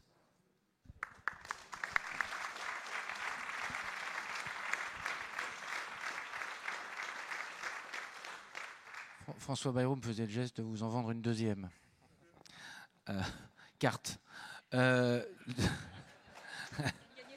Il a gagné sa 2e année. Non, 2 points complémentaires parce qu'on. Comment ? Oui, absolument. Ça, c'était déjà en chemin, si je peux dire. Ça on a commencé. Bref, non, 2 points parce qu'en fait, on n'a pas fait tellement le lien et en fait, on l'a fait qu'à la fin. C'est énergie et agriculture. Et c'est les sujets qu'on a en partage avec Agnès. Y compris dans la stratégie Green Deal, il y a un moment, il va falloir qu'on produise plus de biomasse. Alors, si on produit plus de biomasse, il va falloir quand même qu'on se pose des questions de comment on arrive à produire plus de biomasse. C'est les mêmes débats qu'il y a eu sur l'énergie renouvelable et l'énergie nucléaire. À la fin, on dit qu'il faut faire tout ça, et avec beaucoup moins. Donc ça, j'ai toujours aimé le concept de on va faire plus avec moins, mais j'ai jamais vu que ça marchait, en fait. Oui. En tout cas, dans ces domaines-là, j'y crois assez peu. Donc on a besoin de travailler sur cette question et il va y avoir un sujet qui va être un sujet de répartition entre alimentation. Il y a des débats qu'il faut qu'on pose en conscience entre alimentation et énergie, quitte à accepter le fait que ça on pourra faire et ça on ne pourra pas faire. Il faut qu'on classe, et c'est agriculture et forêt d'ailleurs qui vont se poser. Il me semble que c'est un élément important. Deuxième élément que je voulais dire, c'est il me semble que ces crises successives, elles ont révélé les petits égoïsmes européens de chaque État. Et en fait, qu'on croyait s'être mis d'accord sur plein de choses et que sur des tas de sujets, parce que ne pas être d'accord tout à fait sur les stratégies énergétiques, c'est quand même un petit sujet devant nous, quoi. Ne pas être d'accord sur les stratégies commerciales et géopolitiques dans le commerce, quand même un petit sujet quand on est dans le même espace. Donc on a besoin, sans doute, ces crises doivent nous inciter à revisiter ce que nous avons de commun, qui n'est pas simplement un marché unique, qui avait produit de la prospérité et les 30 glorieuses, celles-là. Mais qui ont incité, dès lors qu'on est en crise, et ça m'amène au dernier point, à plus savoir ce qu'on a à faire ensemble. Et 3e sujet, je crois beaucoup à la question mobilité versus agilité versus non-agilité. Je pourrais revenir de nouveau aux dinosaures, parce que c'est pas les plus gros souvent qui survivent, c'est les plus agiles dans ces affaires-là. Et je suis frappé dans les instances européennes de voir à quel point on est mais d'une lenteur, je ne sais pas la qualifier en fait. Tellement elle me surprend, et pourtant j'ai quand même un petit peu d'arrière-boutique, si je peux dire, politique, et je vois à peu près comment tout ça fonctionne. Mais quand sur un sujet, par exemple sur la question de la jachère, on vient nous dire, la réponse n'est pas on est contre ou on est pour, mais c'est trop compliqué, ça va être trop long. Le jour où on aura la guerre à la porte, parce qu'elle est à la porte là, mais ça va passer la porte. On dira, excusez-nous, on a un processus décisionnel dont on pourra se reparler dans 6 mois ou 1 an. Or, je pense que l'Europe a capacité à faire vite. Elle l'a fait dans certains cas. Covid, elle l'a fait. Énergie, elle l'a fait. Et donc, il faut qu'on tire exemple de ce qu'on a fait d'agilité et que dans nos process de décision, on fasse une Europe agile, parce que dans ce monde-là, si on n'est pas capable d'avoir des réactions de l'ordre de la semaine ou du mois, et qu'il faut des années, à ce moment-là, je sais comment ça finira. pas bien à mon avis. Merci beaucoup.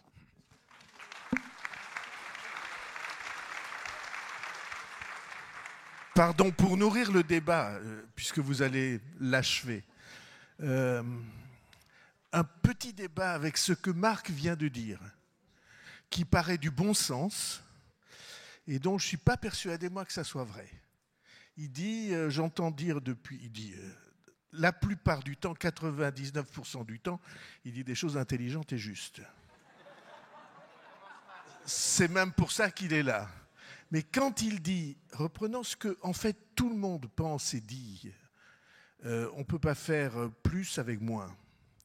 Moi, je voudrais lui donner un exemple dans son chant sans jeu de mots, pour montrer qu'on peut faire beaucoup plus avec moins. Avant la guerre, alors comme vous savez, le Béarn, c'est le plus beau pays du monde, les Pyrénées, c'est sublime, et au pied des Pyrénées, il y a une plaine qui est silico-limoneuse, comme on dit chez vous, c'est-à-dire aussi fertile que la plaine du Pô, de Pau et du Pô. Dans ce pays-là, terre à maïs par excellence, avant la guerre, le rendement était de 15 quintaux hectares. Et puis, un jour, on a eu l'idée, des gens ont eu l'idée, entre chez nous et l'Iowa, aux États-Unis, d'hybrider le maïs, c'est-à-dire de croiser les lignées de maïs, ce qui n'est pas très facile parce que le maïs est une plante hermaphrodite, à la fois mâle et femelle, et il fallait donc couper la partie mâle du maïs pour que la partie femelle reçoive des gamètes qui permettaient d'hybrider le maïs.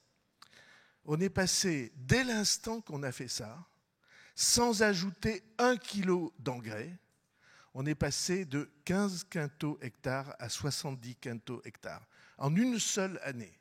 Et donc moi je plaide auprès du ministre de l'Agriculture, auprès de toutes les instances qui sont là, pour qu'on se dise que c'est possible, qu'on arrive à relever des défis qui paraissaient impossibles à affronter et que simplement la créativité humaine, l'intelligence humaine, notre capacité scientifique et technique n'a pas les limites qu'on croit. Et qu'y croire, c'est aussi une manière d'ouvrir des portes sur l'avenir qui autrement apparaissent définitivement fermées. Merci. Ça y est, la controverse née. Non, c'est pour être précis, tu as raison de m'inviter à la précision dans le registre. On ne peut pas demander de baisser tous les facteurs de production, c'est-à-dire l'eau, les fertilisants et le reste, et penser qu'avec ça, on fait beaucoup plus. En dérèglement climatique, ça va être déjà redoutable de produire autant. Et donc, ces éléments-là que tu as raison, l'hybridation et autres, l'agroécologie, enfin les pratiques agricoles vont permettre de le faire, mais on va plutôt limiter une baisse qu'arriver à faire beaucoup plus. C'est ça la difficulté qu'on a par rapport à l'organisation des facteurs. Bien, il est temps pour moi de conclure cette table ronde. Je tiens vraiment à remercier nos intervenants pour ces échanges. Alors les constats sont faits, certains se contentent de faire des constats, et ce qui me rassure à la fin de cette table ronde, et j'en avais aucun doute, c'est que nous, on agit vite, on agit fort, et on continuera de le faire. Je vous remercie. Bien.